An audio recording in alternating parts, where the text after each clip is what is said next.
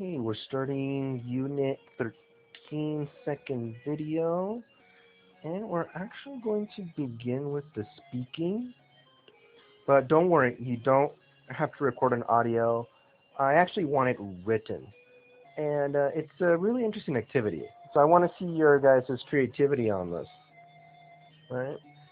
It says the bride didn't show up for her wedding. She sent a bunch of flowers to the groom with a note saying thank you. What could have happened? A man arrived at the airport with a suitcase and saw his brother. He grabbed a cab and went back home. It was a hot, sunny day. A man arrived home. He was soaking wet. So what could have happened? So I do want you guys to do this one, writing it down. Okay? And then for the group work, it says each student think of two situations like the one in part A. Others are just explanations. Just come up with an odd situation, and this one I wanted you to put in the comments of the video of the Facebook link, right, on the Facebook group. Go ahead and put in your comments, and I want other students to try and figure out what happened. Okay, so just an odd situation, and just see what other people come up with. Okay, an example could be a mouse was a cat's walking down the street with a mouse on his back. What could be the reason for that? Why would a cat have a mouse on his back? Right? So things like that. And just go ahead and try and say what happened in the comments, okay? Then we'll continue with perspectives. It says, listen to a person complaining about her family member. Check the response you think is best for each problem. So let's go ahead and take a listen.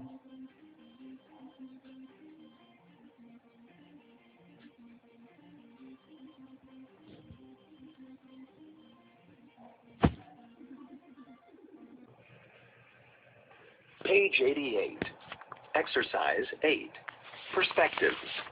I'm going nuts. Part A. Listen to a person complaining about her family members. Check the response you think is best for each problem. Last night, my sister borrowed my car without asking. She did call me a couple of times, but I was in a meeting and couldn't answer the phone. We had a big fight, and now we're not speaking. She shouldn't have used your car without permission, no matter what. You could have been more understanding. After all, she tried to call you first. My nephew is so inconsiderate. He called me at 3 in the morning to talk about his problems with his best friend, and I had to get up very early to work. I was really mad. You could have told him that you had to get up early the next day. Your nephew is always doing that. You shouldn't have answered his call.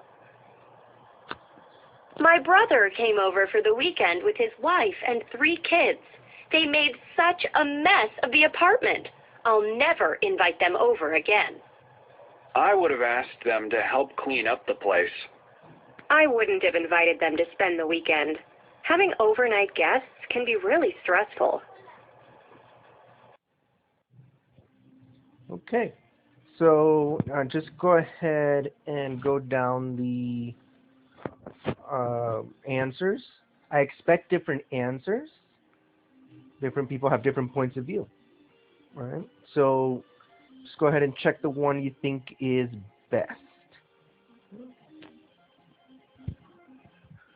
Moving on to the grammar focus. It is actually very, very easy. It's something that we've already seen. It's more shoulda, woulda, coulda. like the sidekicks for Captain Hindsight. Man, I just absolutely love that South Park episode. But remember, it does have a very specific meaning. Okay, judging past actions, being judgmental. You should have or you shouldn't have. Okay, there's just think of your mom. Your mom normally speaks in should haves, right? Well, you shouldn't have done that. Well, you should have cleaned your room. Well, you should have asked permission. Well, you shouldn't have gone out with your friends so late, right? So it's always should or shouldn't have. Those are judgments, right? If you've ever had a toxic boyfriend or girlfriend, right, they're usually very judgy, right? Well, you shouldn't have been talking to her. You know how that goes, right? So those are judgments. Should and shouldn't is really easy. Suggesting alternatives to past actions. Well, you could have, and I would have. Okay. So this kind of goes back to the ones for regret from perspectives in a previous unit. Okay? So it's something that we've already seen. Very easy. And then the exercise is what we've been seeing before. Right? Complete the conversation using past modals with the verbs given.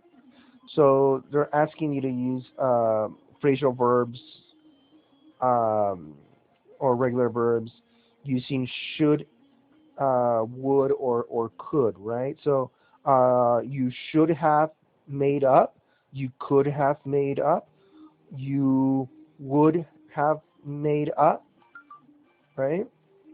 An excuse not to help. So you're going to use the should have, could have, would have, then doing the verb appropriately, okay, because it's in past. So we're going to conjugate every verb in parentheses in past tense. Okay. We're definitely going to go over this on our review. So pay attention. It'll be quick, because again, we've seen it before.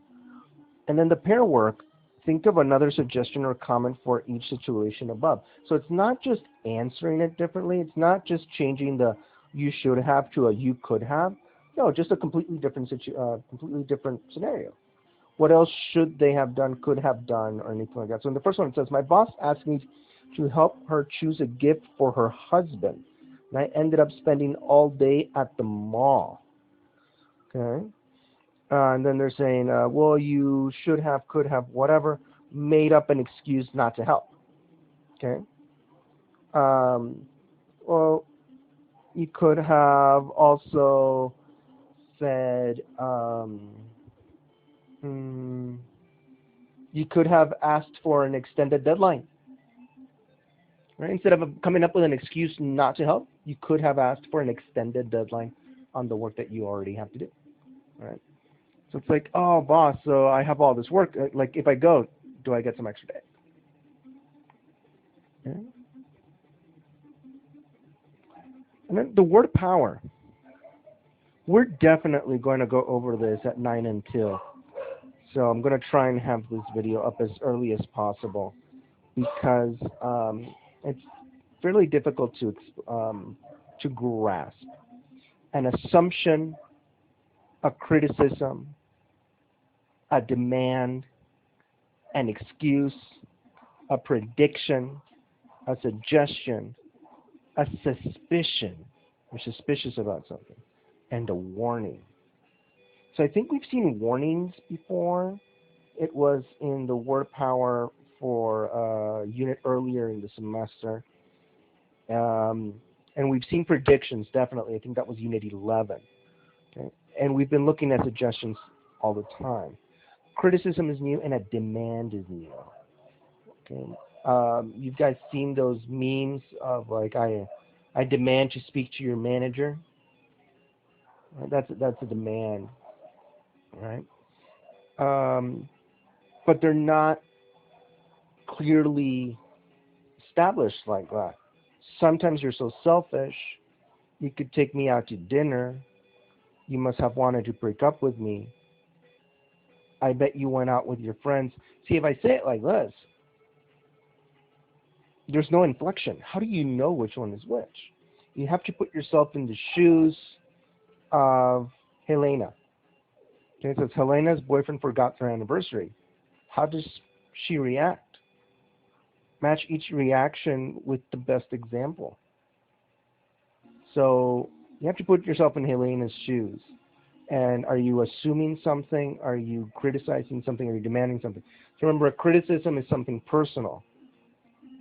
An assumption is a conclusion you arrive to without any proof.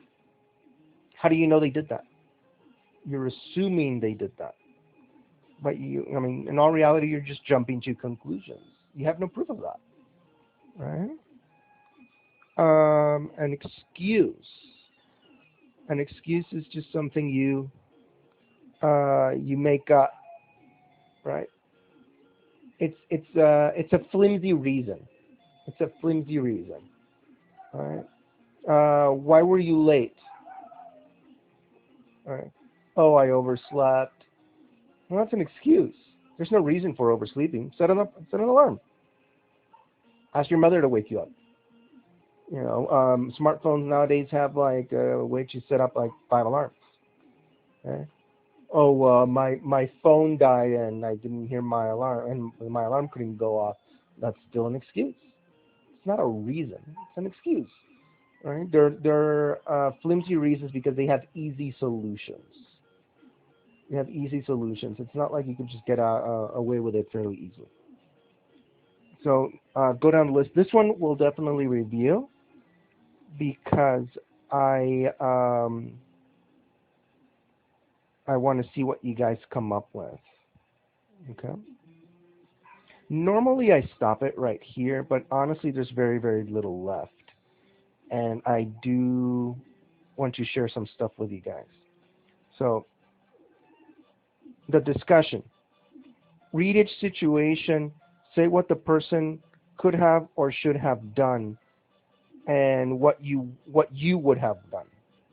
So there's 2 parts to this. The first part is what could the person have done or should have done? And the second part is what would you have done in these 4 situations?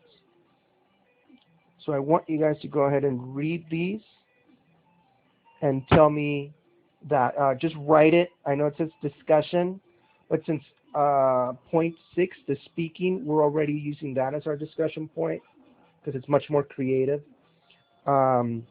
This one, just write it in the email. Sounds good? Excellent. So moving on, we have the official writing, section 13. Think of a complicated situation from your own experience. Write a paragraph describing the situation, but don't explain how you resolved it. Oh, I got a doozy. You ready for this? I met a couple in one of my jobs, not the one that I have currently. One of my jobs, I met a couple, and I became friends with both of them, with the man and the woman. And in fact, we became really good friends. A group of us became really close, and we started hanging out and whatever. Well, eventually, I come to find out that they broke up. And it turns out that she cheated on him with one of our friends, with one of the ones in the group. He found him in bed. So it's not like he's making stuff up. He misread a situation. No. Like, he caught them. And it's one of those, well, what do you do? I'm friends with all of these people. And I'm not willing to choose sides. I'm old enough to know that things happen. Things happen. It takes two. No one's a saint. No one's a demon. There's no bad guy. There's no crazy woman, right? Um, so I mean, there's definitely inappropriate actions and inappropriate behavior and things that should not be done when in a relationship from everyone. But that doesn't mean that the person there's only one person at fault. Okay, what is the guy doing that drove the woman into another man's arms? Right? How desperate must she have felt? Must she have felt? Right? Um, to find herself in a situation where she was willing to cheat. Um, why did she choose the friend? Was she trying to be vindictive? Was it just easy because he's just always around, right? As one of the friends, that there's that communication, there's that previous relationship already established. Why did the friend agree? Did he not care? Was he secretly falling in love? So that's what I mean. It's very gray. It's very gray. So in this situation,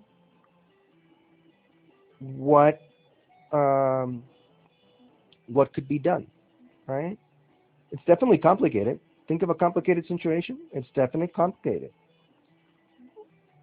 I didn't write a paragraph, and I'm not going to tell you guys how I resolved it.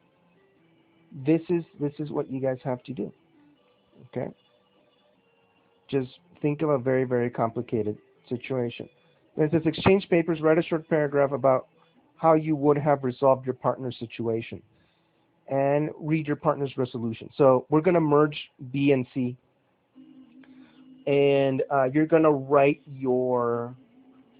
You're also going to write this one on the Facebook comments because I want you to see how other people think you should resolve your issues.